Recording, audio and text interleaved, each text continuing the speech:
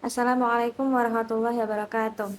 Innal hamdalillah nahmaduhu wa nasta'inuhu wa nastaghfiruh wa na'udzu billahi min syururi anfusina wa min sayyiati a'malina. Man yahdihillahu fala mudhillalah wa man yudhlil fala hadiyalah. Asyhadu an la ilaha illallah wa asyhadu anna Muhammadar Rasulullah. Amma ba'du.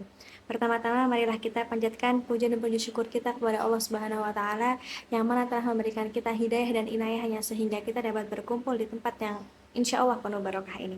Kedua kalinya tak lupa salawat serta salam tetap tercurahkan kepada Nabi Muhammad SAW yang mana telah membawa kita dari zaman jahiliyah menuju zaman Islamiyah seperti sekarang ini. Di sini saya akan memberikan sedikit kultum dengan judul Siapa yang lebih tahu? Saudara-saudari semuanya, kita dalam hidup ini pasti sering merencanakan banyak hal dan berharap semua yang kita rencanakan itu akan berjalan sesuai dengan yang kita inginkan. Tidak ada lika-liku, dengan ujian yang masih bisa kita hadapi dengan patah semangat. Tetapi tak jarang juga apa yang kita rencanakan keluar dari ekspektasi kita sendiri. Dan kita merasa putus asa, merasa kecewa, dan lain-lain. Tapi pernah gak sih kita memikirkan, jadi semua yang punya rencana itu siapa? Kita atau Allah? Yang lebih tahu itu siapa?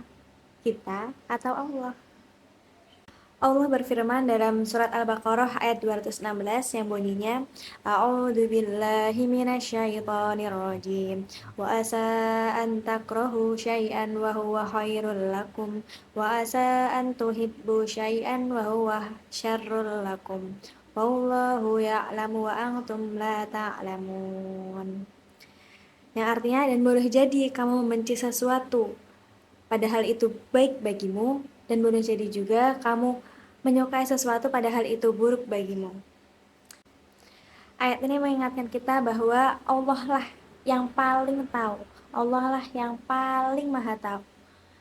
Di situ kita bisa sadar bahwa rencana Allah itu lebih baik daripada rencana kita. Kadang apa yang kita anggap buruk itu belum tentu buruk bagi Allah, dan apa yang kita anggap baik bagi kita itu belum tentu baik bagi Allah. Ada sebuah kisah di mana ada seorang yang ingin melamar pekerjaan di suatu perusahaan. Dia sudah dengan penuh effort, dengan penuh usaha untuk masuk ke perusahaan itu, tapi tidak diterima juga. Dia merasa kecewa dan merasa putus asa. Dan beberapa bulan kemudian dia diterima di perusahaan yang mungkin gajinya lebih sedikit daripada perusahaan sebelumnya. Tapi di beberapa bulan kemudian itu juga perusahaan yang dia daftarin sebelumnya, yang dia merasa kecewa karena tidak diterima di situ, perusahaan itu bangkrut dan banyak karyawan yang di PHK. Jadi di sini kita bisa ambil hikmahnya bahwa rencana Allah itu lebih indah daripada rencana kita sendiri. Allah lebih tahu apa yang baik buat kita dan apa yang kita butuhkan.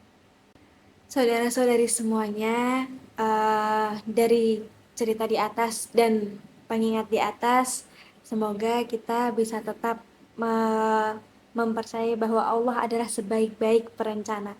Allah adalah sebaik-baik pembuat skenario hidup kita. Terkadang kita juga lupa, tidak bisa mengambil hikmah dari apa yang telah terjadi. Tetapi ingat bahwa Allah adalah sebaik-baik perencana. Karena itu semoga kultum ini bisa menyadarkan kita betapa indahnya rencana Allah yang harusnya kita syukuri dan bukan kita keluhkan. Seperti itu. Mungkin cukup sekian dari saya. Jika ada salahnya dari saya sendiri, jika ada benarnya dari Allah Subhanahu wa taala. Nun wal qalami wa ma yasturun fastabiqul khairat. Wassalamualaikum warahmatullahi wabarakatuh.